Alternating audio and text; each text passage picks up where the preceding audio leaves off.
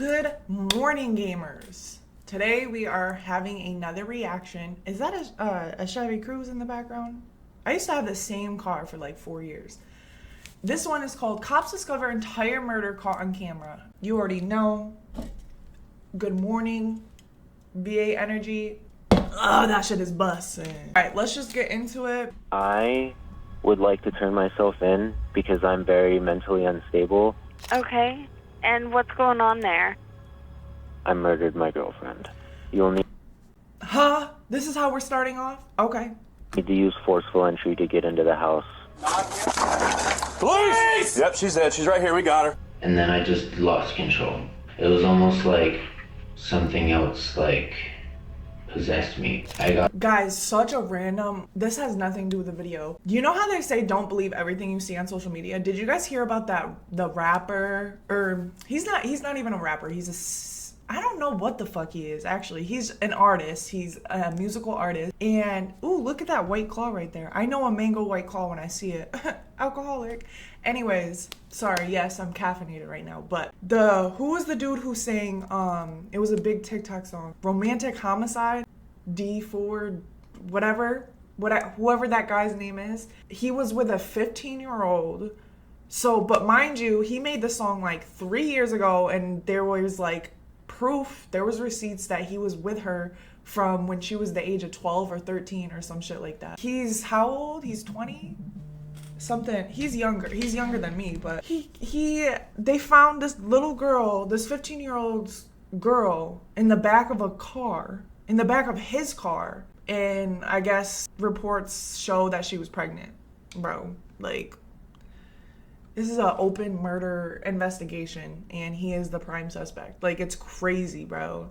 It's everywhere. I can't even open Facebook without everybody talking about it. It's wild. I got to spend time with the vessel that was Shannon, and I got to absorb her spirit. She said, "Are you kidding me? What the chance? Stop. Wait, please stop. I'm dying.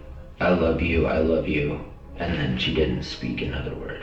This is 27-year-old Chance Donahoe, who only hours earlier confessed to savagely murdering his ex-girlfriend in her Columbus home. But as investigators soon learn, violence was only part of a far more disturbing story, one fueled by control, betrayal, and delusions of power. So are you, like, as we speak right now, are you feeling like you're a god right now? I mean, yeah. The following is based on official police records, and the footage has never been seen before. We just reacted. The last video was somebody with clearly mental health issues mental health issues and questionable drug abuse as well. In the early morning hours of August 29, 2023, a chilling call comes into dispatchers at the Powell Police Department, and it's from Chance himself. 911, what's the address of your emergency? And your name? My name is Chance. Okay. And what's going on there? I murdered my girlfriend. You'll need to use forceful entry to get into the house. Ew, I plan on taking myself to the police station after this phone apathetic. Do you want Yes. the police to come to you? Can they come to you? I would like to turn myself in because I'm very mentally unstable, and I'm worried that I'm going to commit by cop if the cops come and pick me up. So I need to go into the station for my safety and the police officer's safety. Well, do you want to go ahead and get in your car and go ahead and drive to the police department, and I'll stay on the line? Yeah. Chance is confessing to murdering his 29-year-old ex-girlfriend, Shannon Hyatt.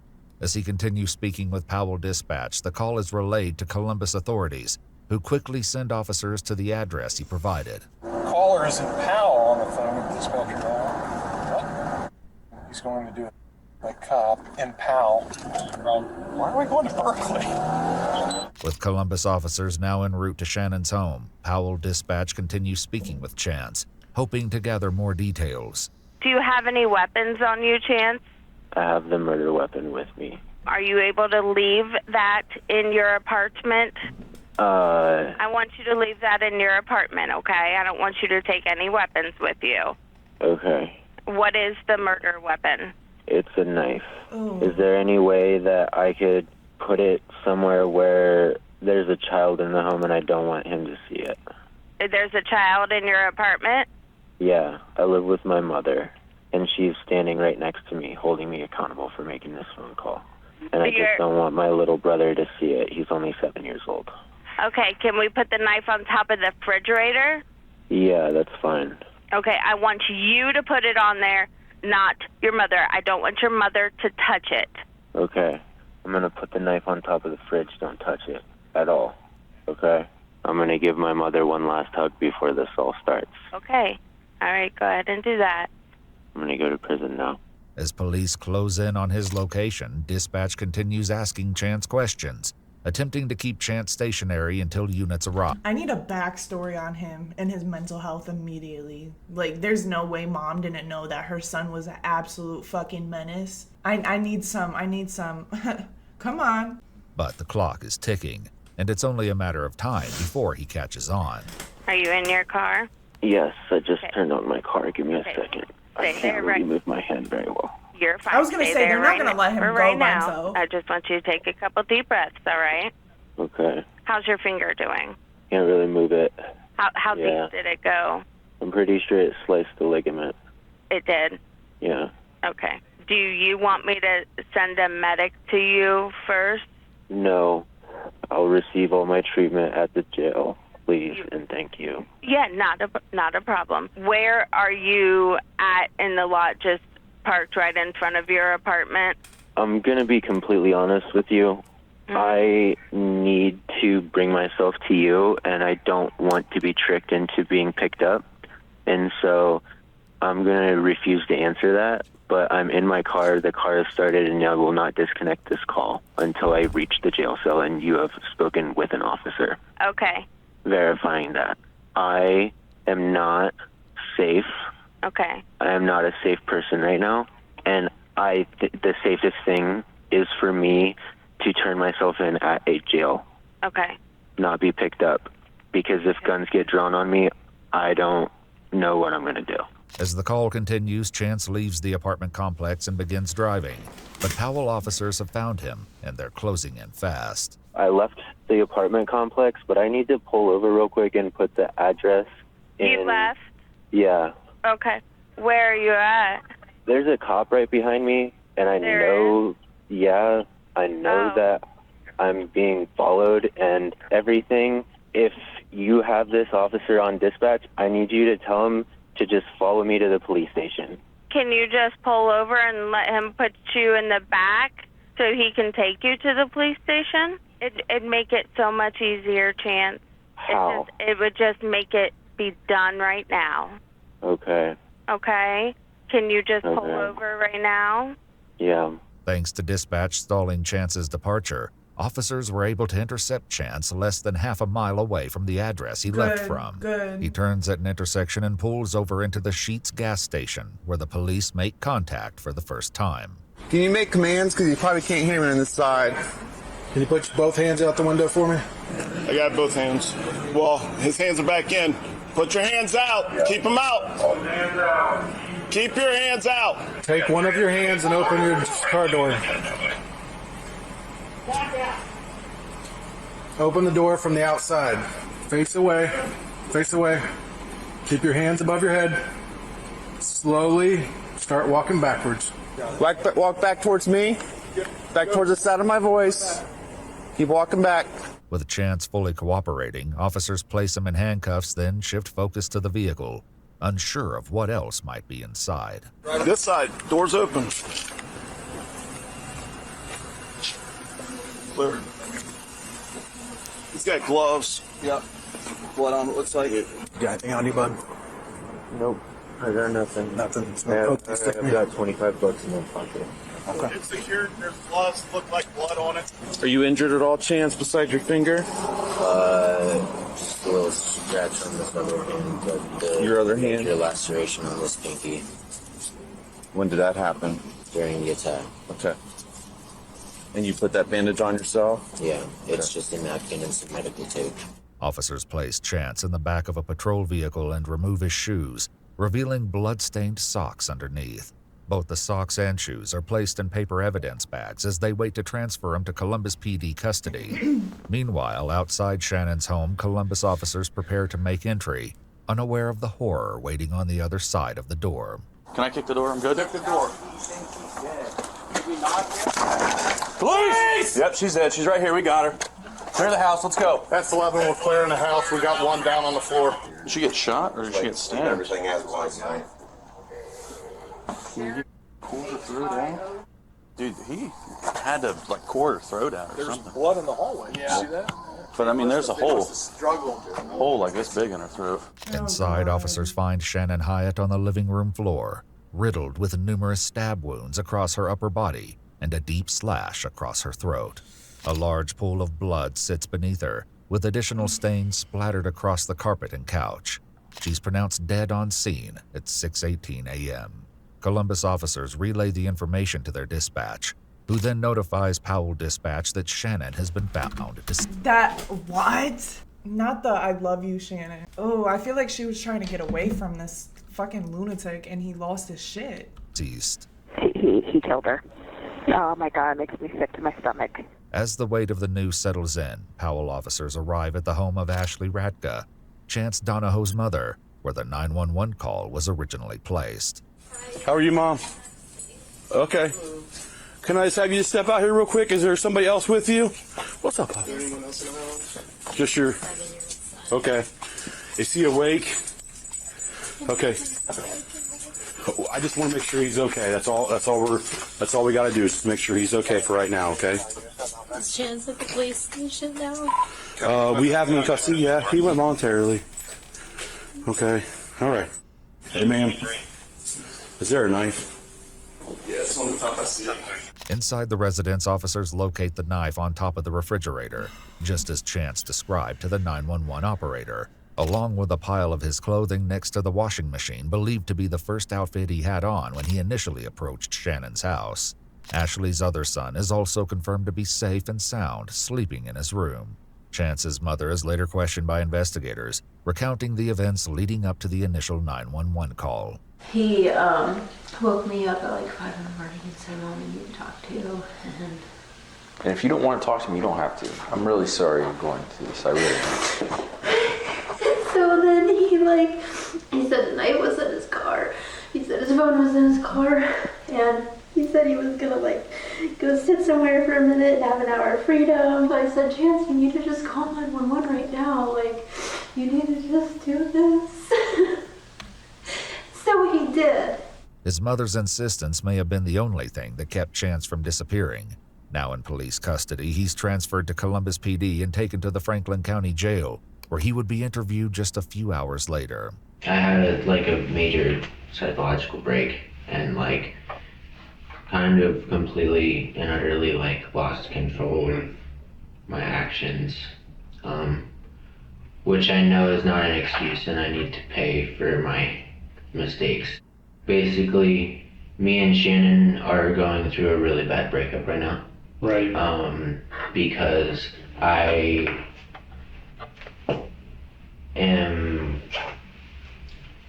unable to be honest and unable to not steal and unable to not take advantage of people that are around me.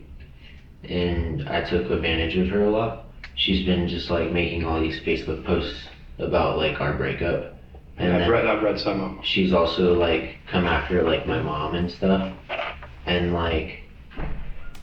it's kind of one of those things where it's it's one thing to drag my name through the mud.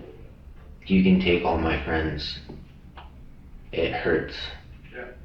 But I just kind of lost it whenever.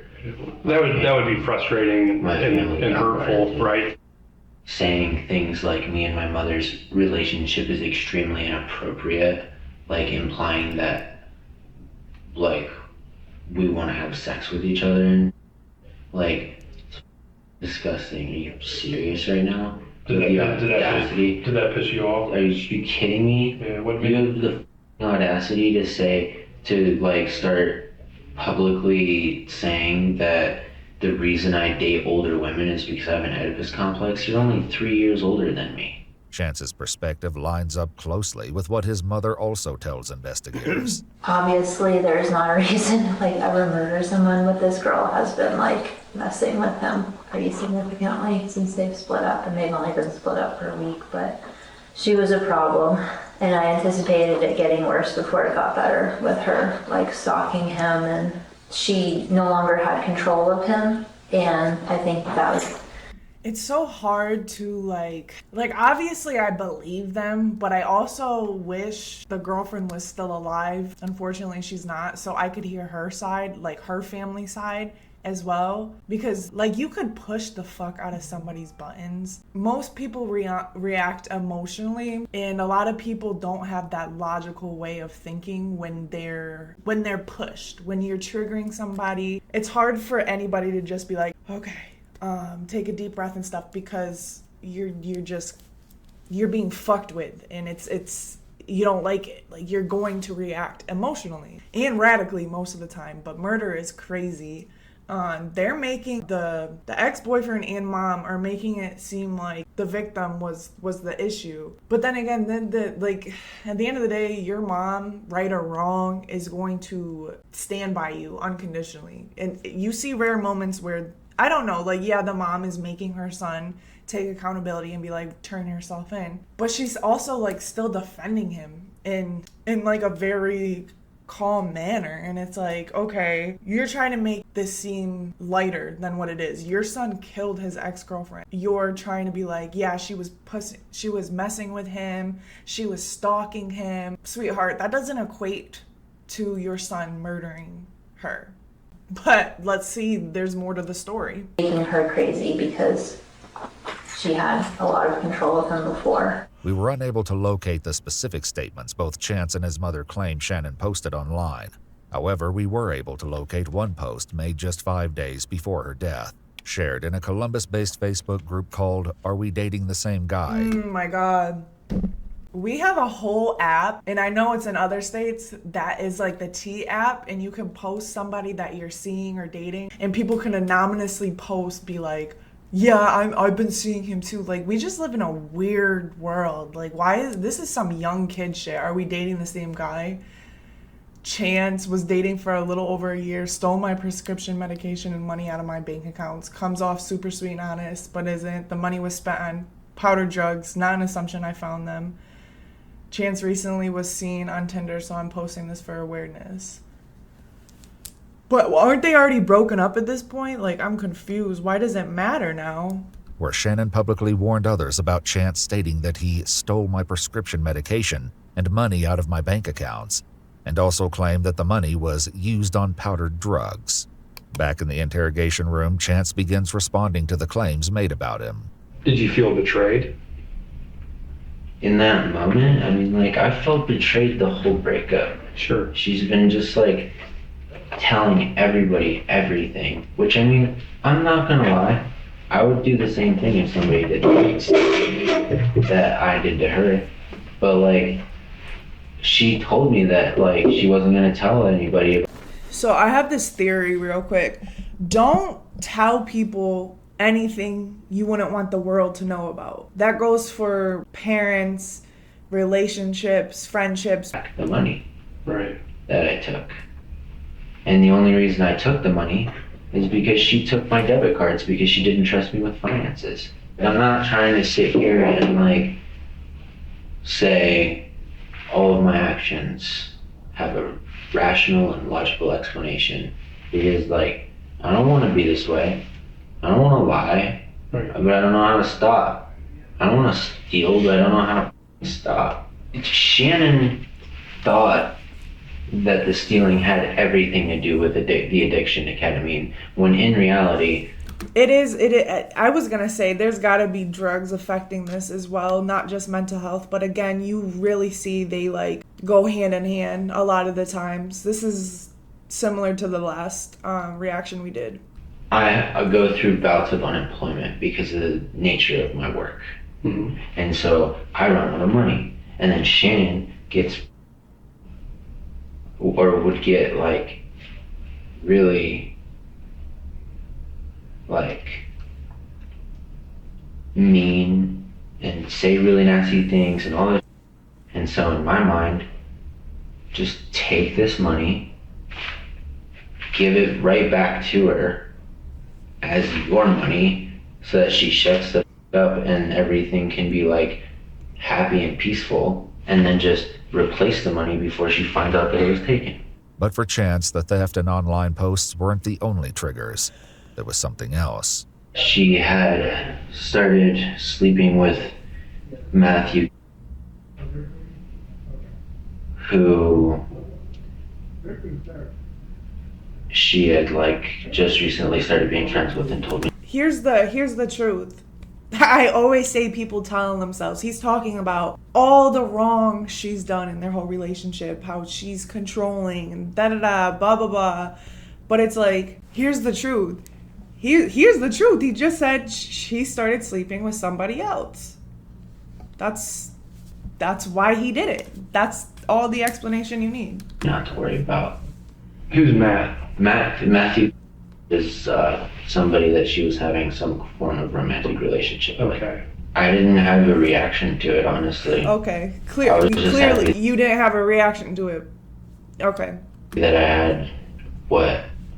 I'm just happy. Like, I'm still happy. Like, I don't know. I'm not like happy about it. It's up and it's a horrible thing. But at the end of the day, like, I don't know. But jealousy and heartbreak were only part of the equation. As Chance opens up, he reveals a fractured state of mind that had already begun to crack. I have undiagnosed schizophrenia. Okay. I have auditory and visual hallucinations.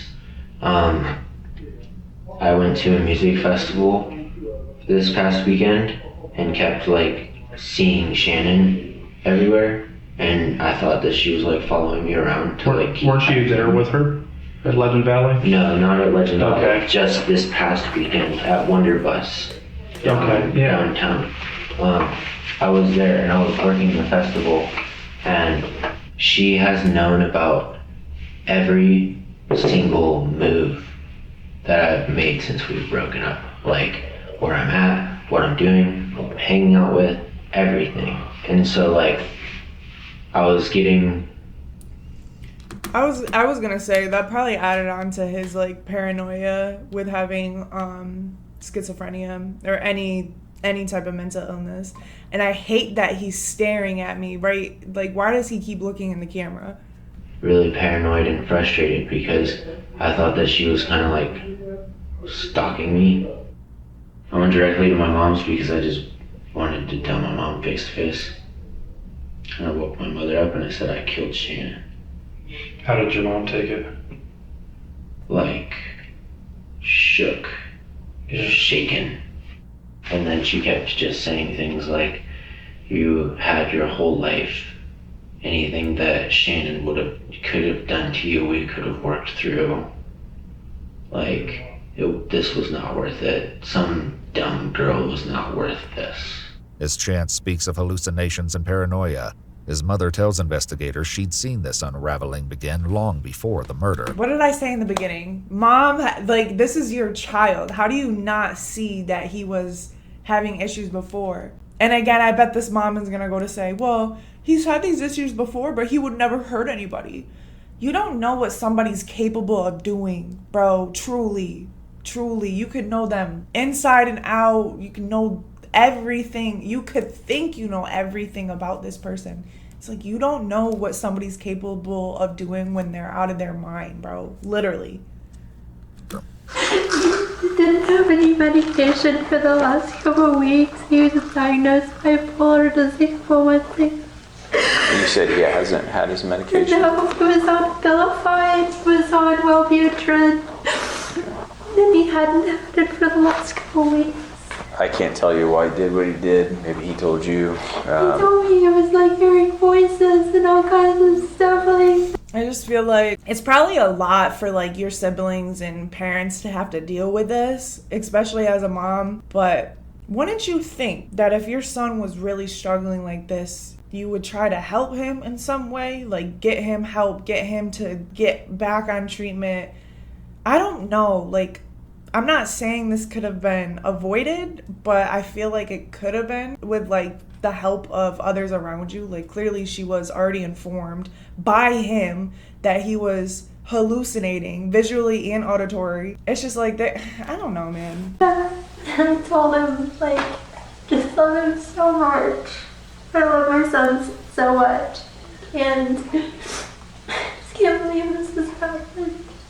I'm really sorry. I feel so bad for her family too, and even though she was like doing whatever she could to mess with him so much, like, she didn't deserve that. Sometimes you can't control your kids, you know. I mean, he's an adult and he made decisions, and that's not on you. It's not on her, but he's still under mom's roof. You know what I mean? She still has a say over, like, I don't know. A lot of families with their parenting are strange. And I notice it more on, you know what? I'm not even going to go there. But all I'm saying is, you see this type of family, this specific type of family, moms of this nature give their kids a little bit too much leniency. Like, no, you're still under my roof. You have to respect what I say. Like what? Clearly her son was out drinking and driving. Look at these fucking White Claws in his car.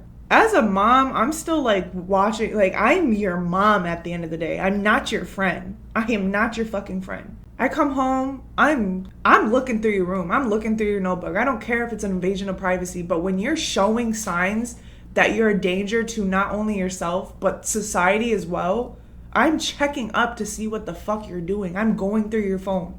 I'm going through your car. And I see some shit like this in my kid's car. No, bro. Like, we're gonna sit down and talk.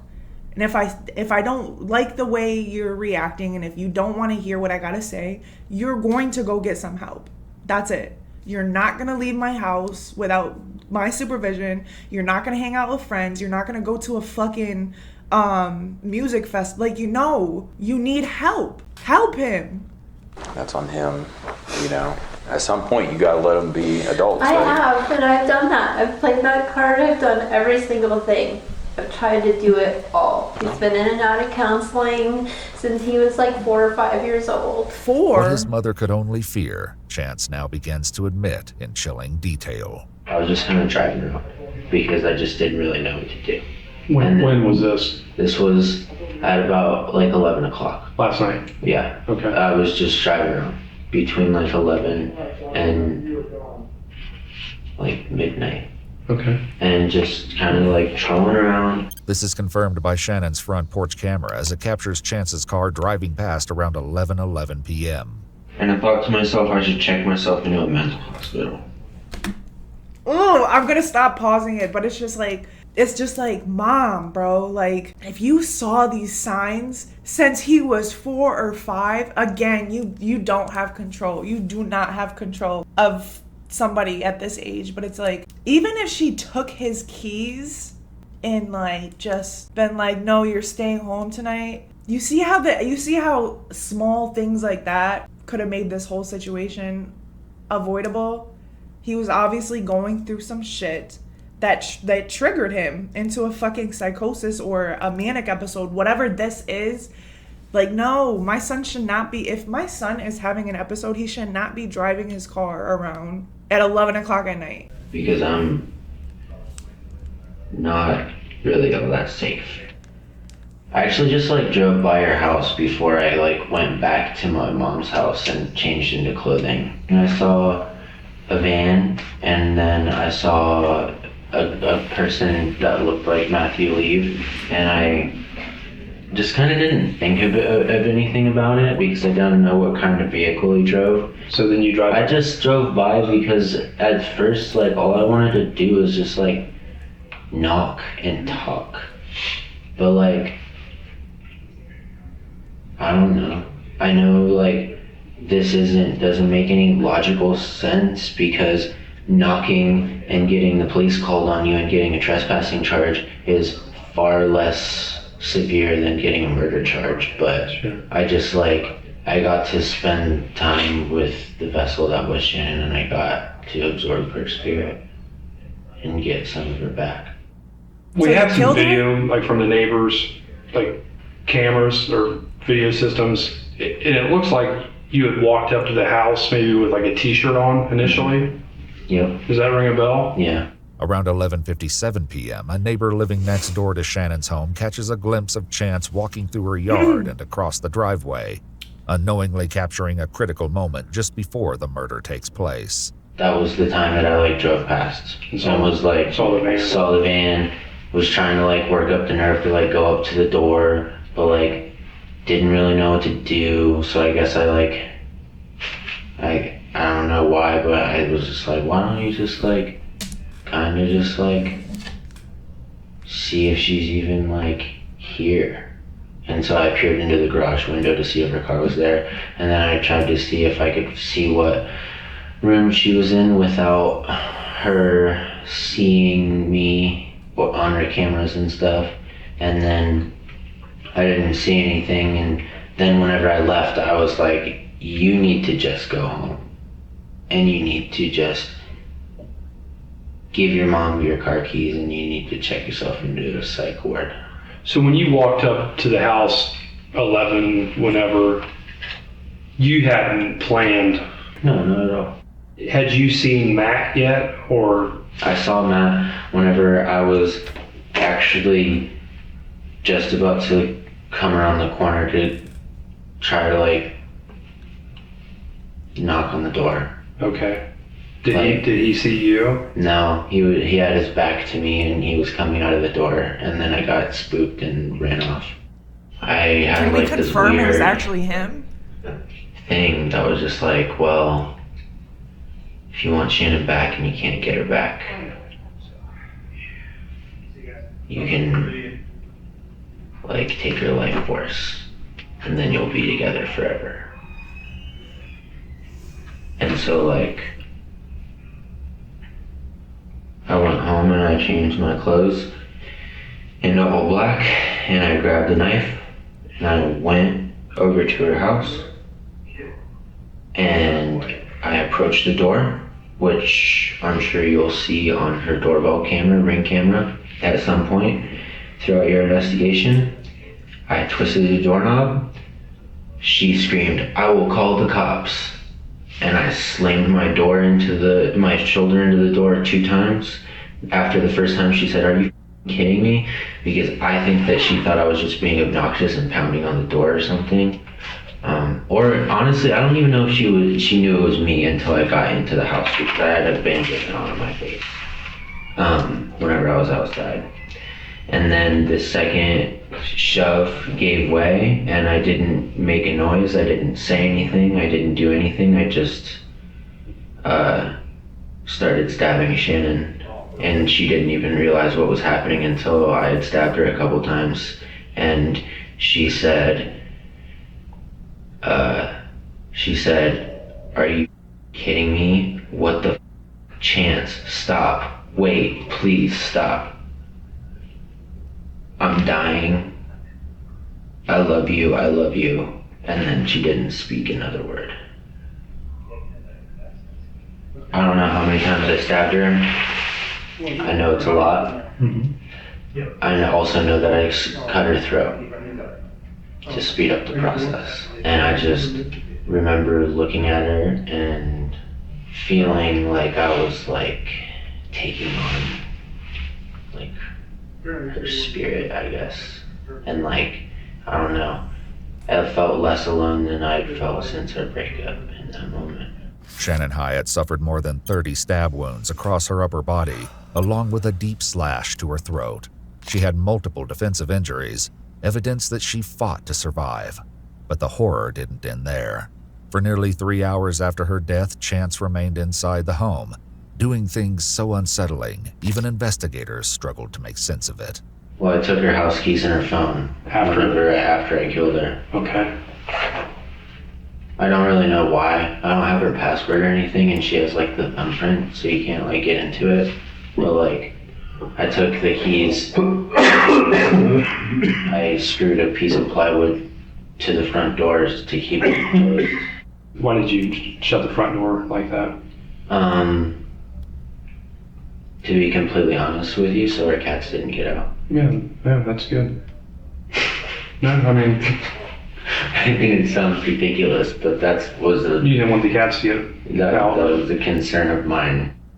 And I'm not gonna lie to you, there is a part of me This is so random, but obviously if she was like deceased longer in her home, I read somewhere that your cats, if you die in a house with your cats, that eventually they'll start eating you. Is that true? They'll start eating your corpse? I'm looking this up. Yes, right here. Yes, there are documented cases of pet cats nibbling on and even consuming their deceased owners when left alone, often within 24 to 48 hours of death, due to survival instincts and hunger rather than malice. Cats are known to strip skin from areas like the face, especially the nose and upper lip, and potentially the fingers. And they do this as there are no other food sources available. That's kind of smart. I'm not gonna lie. very upset knowing that they slept together, because the first thing that Shannon said whenever she got out of our relationship was, I need to be single for a while and really figure out my own.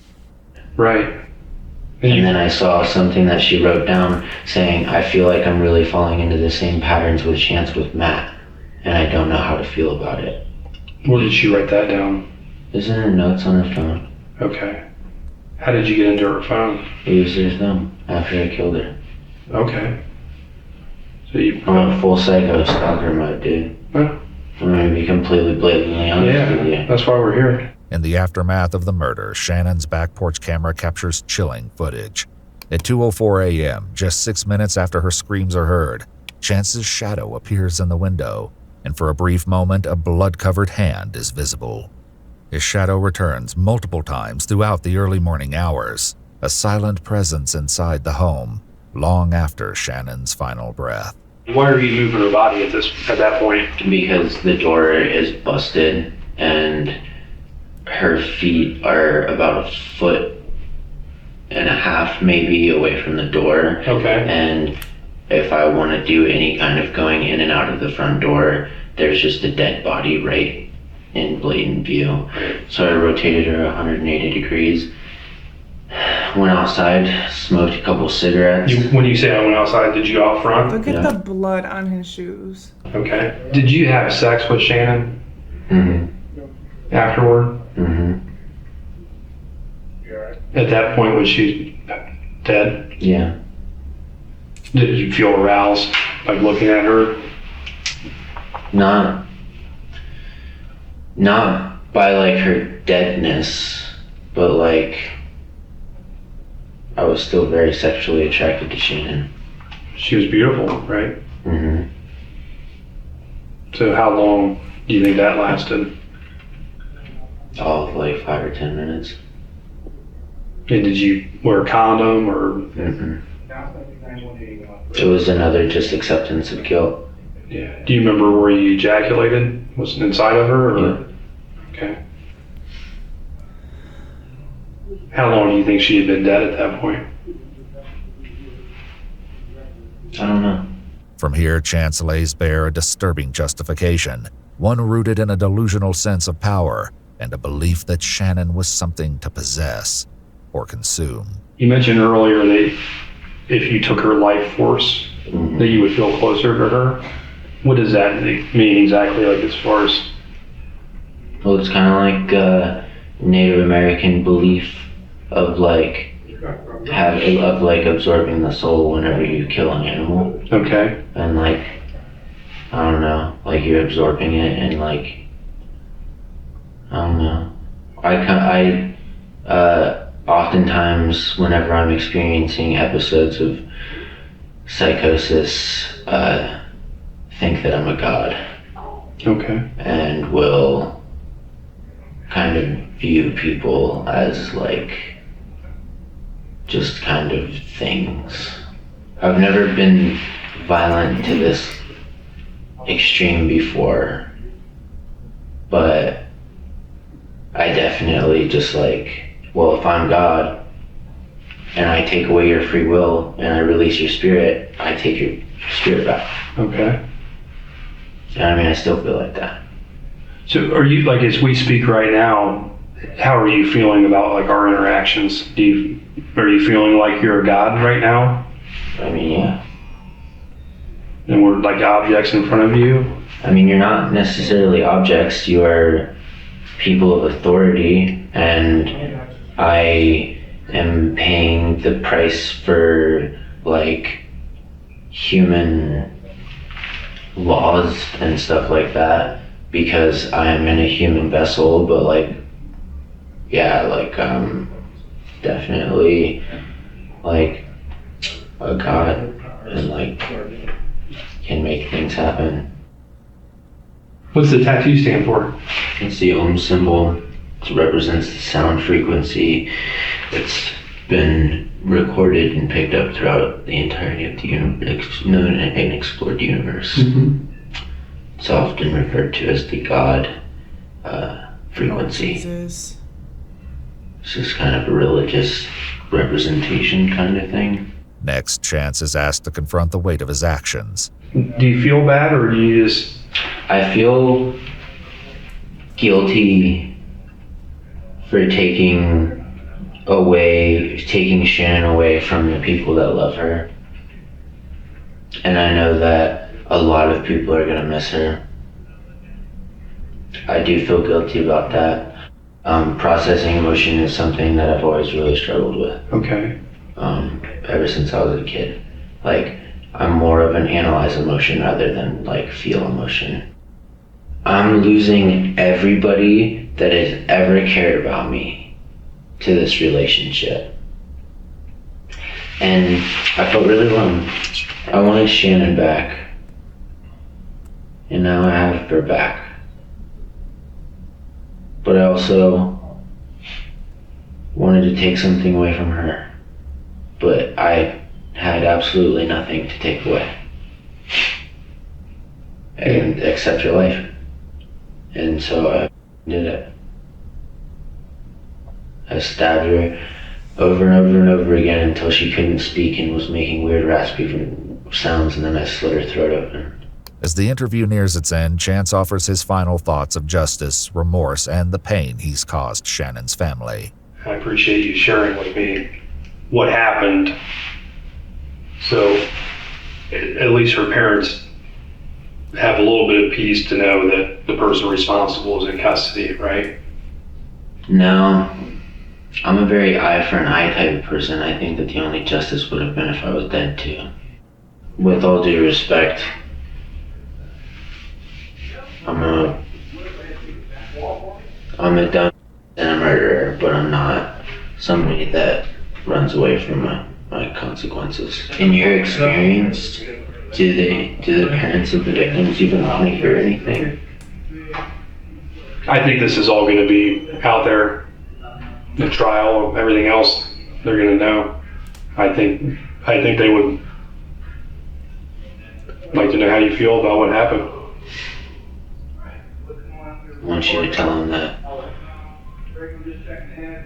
Shannon didn't deserve to be a victim of my shortcomings and mental illnesses. Chance Donahoe was indicted on aggravated murder, murder and abuse of a corpse, and tampering with evidence. According to news sources, he accepted a plea deal and pled guilty on August 8, 2024 to aggravated murder and abuse of a corpse, and was sentenced to life in prison with the possibility of parole after 31 years. He's currently serving his sentence at Pickaway Correctional Institution in Ohio. Shannon was deeply involved in the local music scene and spent much of her free time raising money to spay and neuter stray cats. A memorial concert was held in her honor, with proceeds going to support her family during their time of loss.